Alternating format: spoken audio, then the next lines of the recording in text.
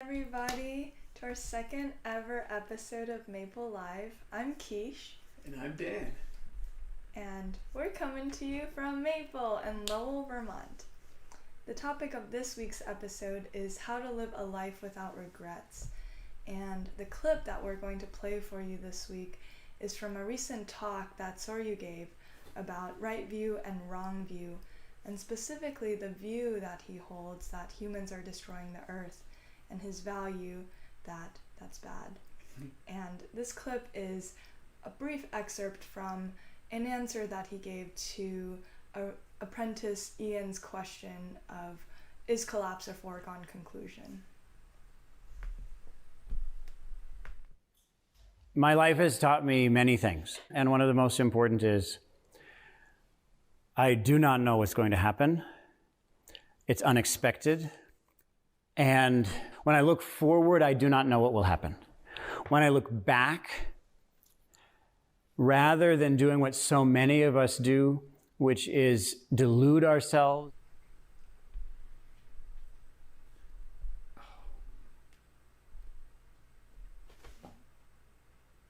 Sorry, I think I messed it up. I clicked off of clip of the week before it was done playing. That's fine. We're live, so keep going. All right. All right. So it's now on y'all doing the interview. Yeah. All right. So stemming off that clip, we're going to have an interview with longtime resident Hoshin. So Hoshin, welcome. And the question we're going to start with is, Hoshin, for you in your life, were there times that you had to fight for something that you deeply believed in?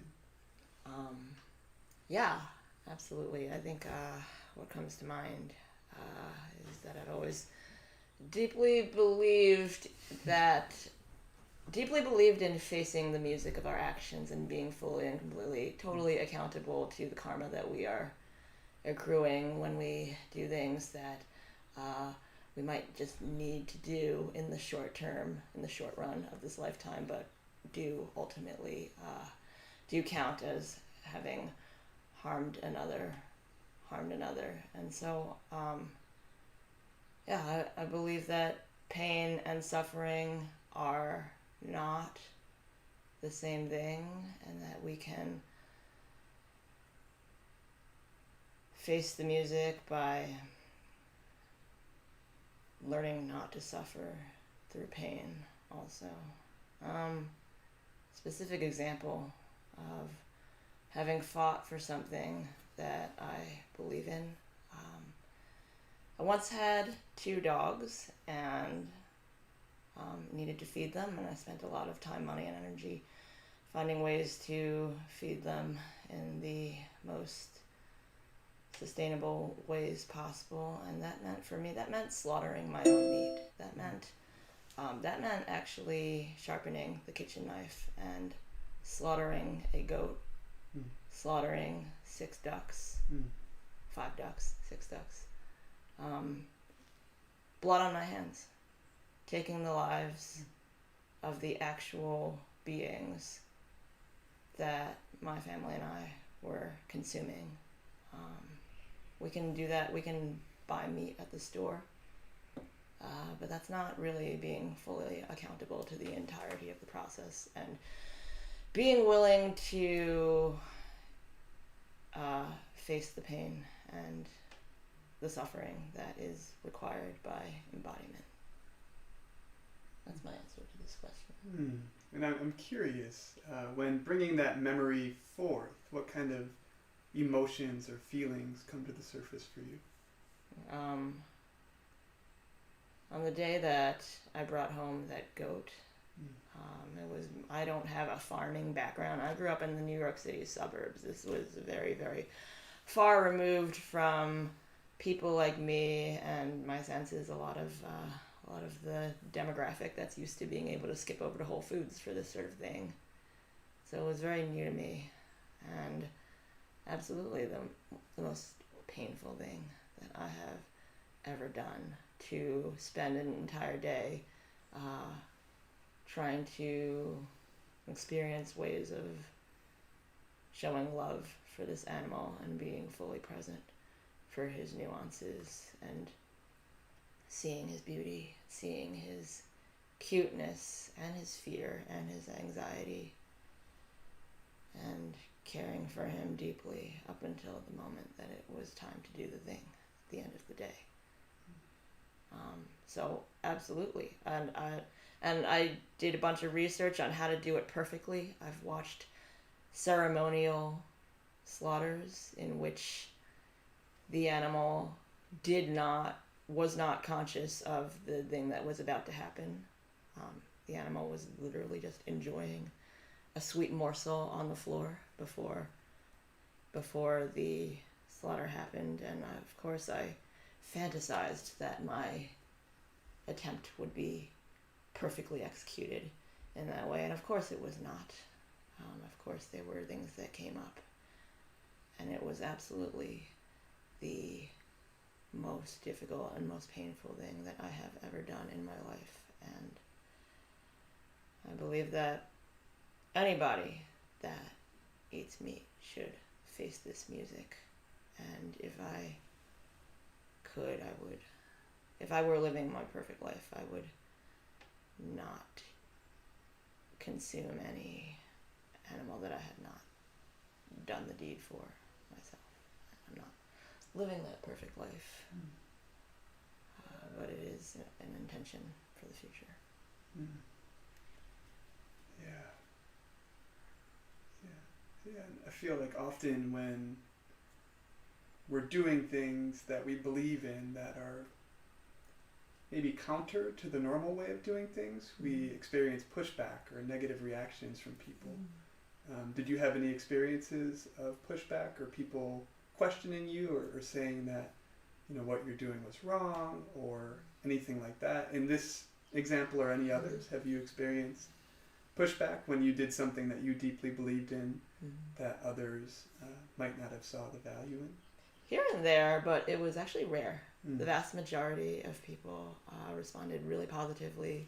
I don't share it completely. I don't, I think I'm specific to when I share this experience, but I'd say that 95% of the feedback that I have gotten on it, including from vegans, has been vastly positive. Thank you. And perhaps to close out this segment of our conversation here, are there any learnings or teachings that you've had from these experiences that might be useful to share with others about, again, following their integrity or doing what they believe in, even if it's, again, out of the norm or counter to what most people do? Do you have any teachings or advice or tips that you could share with viewers that might help them kind of get through a difficult situation? Yeah, definitely. I think what I can conclude with is that you don't have to suffer just because you're experiencing pain. I've experienced a lot of sports injuries that have led to chronic discomfort and chronic pain. And when I first started my residency here, almost 2 years ago, I had a lot of things arise, a lot of really scary body pain arise, a lot of joint stuckness, and a lot of debilitating lack of or less capacity to move. And I remember just being really overwhelmed. Could I do monasticism with all of these physical issues? Could I sit for hours on end with all these physical issues? Would I just be creamed or run over by the somewhat physically demanding lifestyle we have here with all of the meditating that we do? And I've noticed that over the past 20 or so months that I've recovered in some ways, but a lot of that discomfort, a lot of that pain, a lot of those challenges are still there, and I'm just kind of vibing with it. fine. Like, I experience less fear and a lot more faith in the map that our body pain and our body discomfort is indicating for us in terms of the next step forward. Just look into the body, and then you can see what's available for you, the choices that we make through this map that is the body. And so I just suffer less, despite the fact that there's still a lot of pain there. And so the idea that pain and suffering are inevitably equanimous and they're both these like hopeless things is not the case at all. I think my like capacity to handle discomfort, enduring discomfort, has increased exponentially throughout my time here, and that not all discomfort is pointless. Like, discomfort is like a core aspect of resilience and incorrigibility and strength. And that's not to say that one should ignore symptoms or ignore discomfort or like dissociate or shut ourselves off from what's there. It's more like being able to be with it and examine it from all angles. And I noticed that when we finally glean that jewel or that morsel of wisdom, that pain and discomfort is there to offer us at any given moment, that's when the thing shifts. Maybe it doesn't go away, but shifts. Shifts in a way that lends a sense of congruency to the entirety of our entire experience. This embodiment is painful. It's painful. The body ages. It feels terrible sometimes, but it's a feeling, and our axis isn't central to only just a feeling. So that's what I'd like to offer. Well, thank you so much for sharing your wisdom with us here. And from here, we're going to segue into our 10 seconds or less segment, where we're going to hear wisdom from other residents here at Maple, answering the prompt, what is wisdom, in 10 seconds or less. And we encourage viewers or people that are watching this live or after the live showing to post your response to this prompt in the chat below. So here comes the segment, what is wisdom? Hey Joe, what is wisdom in 10 seconds or less? Wisdom is the capacity to know who you truly are. Wisdom is the ability to drop all perspectives. Wisdom is to always respond to what arises with the utmost compassion and skillfulness. What is wisdom in 10 seconds or less? Knowing the right questions to ask and when, and then really listening. Cool. I like the way we define it, actually, or often define it as the ability to drop all perspectives. Wisdom is the ability to step outside of all views and then let truth emerge from that empty place. And now for some Maple updates. In this past week, Dan started his residency. Yay! Mitra, our executive director, started a walking pilgrimage to Burlington, which is really incredible. And lastly, Ryushin, who was interviewed here last week, traveled to Canada to join Seishin and Virabhadra in our Canadian branch Willow to start the Willow Summer Intensive, which is a 3-month-long program teaching meditation, relational practices, sense making, etc.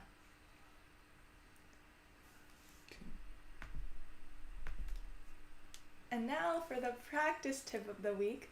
This is a tip that comes from my own practice, which is do things with friends. Every morning we have exercise period here at Maple, and exercise has been something that's been really hard for me to get into in a vigorous way. This morning I worked out with Karuna and ran a bunch and had a good workout. So really recommend doing things with friends, like exercising. You could do a guided meditation together, sign up for a workshop together, things like that. And now for the pictures of the week. This first picture is a picture of Kema, who's a resident here and also the lead on our garden. And this is a picture of her working in the garden. And we've really enjoyed harvesting the fruits of her work and the work of others. This morning during breakfast we had kale that came from the garden, and we also frequently enjoy herbs and other greens that come from the garden. Thank you to the earth and the labor of all the people who helped provide this food for us. And the second picture is the interview board here. So interviews are a regular part of our practice here at Maple. We have regular interviews with the head teacher, whoever's in the head teacher role, and these are one-on-one opportunities for you to demonstrate your practice and receive feedback and guidance on how to proceed. And this last picture, last week we advertised this event during Maple Live, and here's a picture from it. This is the Chautauqua Tour event that happened in Detroit last week. And now Dan will talk about more Chautauqua events. Yeah, thank you, Keish. And there's a lot of exciting stuff coming out of the Chautauqua Tour. They're on the move, going across the U.S. And the next event will be August 13th to 15th in Upland, Indiana. And there you can experience meditation, chanting, yoga, many other practices, contemplative practices, along with massage and tea.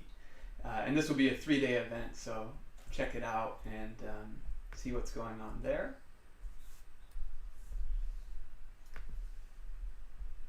Total space. Technical difficulties. Technical difficulties. We're working this out. This is one of our first lives, so please be patient with us. So it's, I don't think the photos are in the correct order here.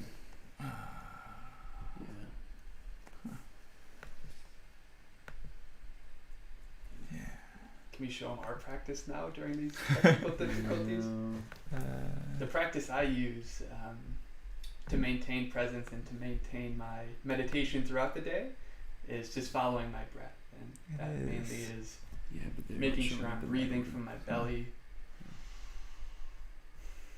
and breathing out my nose. So my goal or my aspiration is to maintain this technique throughout the day and even throughout the night during my sleep. So when I wake up, I'm continuing with the technique. It looks like we're back online. Is that right? Yeah, so you could talk about the Sunday sit. Cool. Yeah. Thank you. And another upcoming event will happen in Burlington. Our very own Mitra, as Keish mentioned, is walking from the center here in Lowell to Burlington, and he will do a Dharma talk and lead a meditation at the Quaker Meeting House in Burlington, and there'll be a potluck dinner following that. And again, you can find more information about all of these events in the video description, so don't feel like you're missing anything. You can follow up with more. And another offering from the Chautauqua Mobile Monastery Tour will be August 16th to 20th in Kent, Ohio. And for this event, there'll be meditation, embodiment, and a transformational sound bath. And on August 18th, we'll have a free online offering, which will be a vow commitment online workshop. And our resident here, Joe Pucci, will be leading that. It's a 75-minute session where participants will learn more about the importance of having a vow and how you can work to maintain your vow. And finally, from August 21st to August 29th, right here at Maple in Lowell, Vermont, we will have this year's first Vision Quest with Darren Silver. And this will be an opportunity to immerse yourself in nature, to really check in with your true nature. And it'll give you some space to find your deep purpose and to find your vow. So those are some of the exciting events. Again, you can check out more information in the video description. And that's all we have for today. Thank you for watching and bearing with the technical difficulties. We hope to see you again next time. Okay, bye-bye for now.